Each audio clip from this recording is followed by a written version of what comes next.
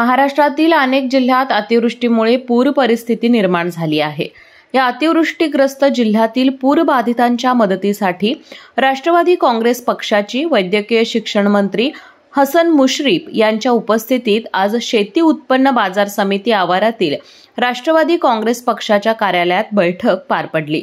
सोलापूर जिल्ह्यासह महाराष्ट्रातील 5 जिल्ह्यात अतिवृष्टी झाल्याने नागरिकांचे नुकसान झाले आहे।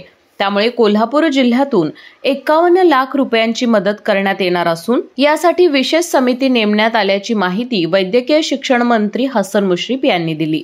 कोल्हापूर जिल्हा राष्ट्रवादी काँग्रेस पक्षाच्या मार्फत सोलापूरसह मराठवाडा जिल्ह्यातील भागातील 5 जिल्ह्यामध्ये जो महाभयंकर पुराचा आणि पावसाचा तडाखा बसलेला आहे आणि ज्या शेतकऱ्यांचा नागरिकांचं अतोनात नुकसान झालेलं आहे त्यांना मदत करण्याच्या दृष्टीने बैठक बोलावलेली होती।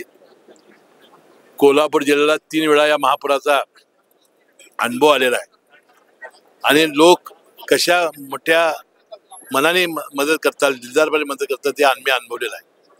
म्हणून या संकट समयी धावून जाणं हे राष्ट्रवादी काँग्रेस पक्षाचं कर्तव्य आहे।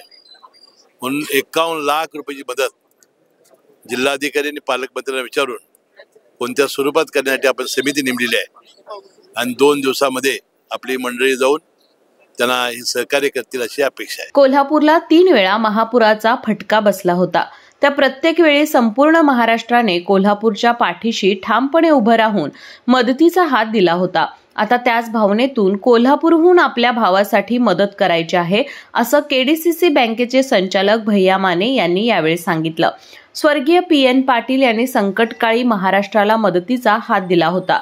त्यांच्या या कार्याची परंपरा कायम ठेवत आता करवीर तालुक्यातील सर्व कार्यकर्ते हेच कार्य पुढे नेतील असा विश्वास यावेळी राहुल पाटील यांनी व्यक्त केला। यावेळी माजी आमदार राजेश पाटील, जिल्हाध्यक्ष बाबासाहेब पाटील असुर्लेकर, केडीसीसी बँकेचे संचालक राजेश पाटील, माजी आमदार अशोकराव जांभळे, गोकुळ दूध संघाचे संचालक युवराज पाटील, शहराध्यक्ष आदिल फरास, इचलकरंजी शहराध्यक्ष सुहास जांभळे, रणजित पाटील, किसनराव चौगुले, रमेश गायकवाड, भैयासाहेब पाटील यांच्यासह पक्षाचे पदाधिकारी आणि कार्यकर्ते उपस्थित होते।